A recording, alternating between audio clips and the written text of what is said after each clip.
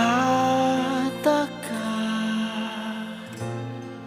ang dating pagtingin ay tila nawala. Parang di ka na makilala,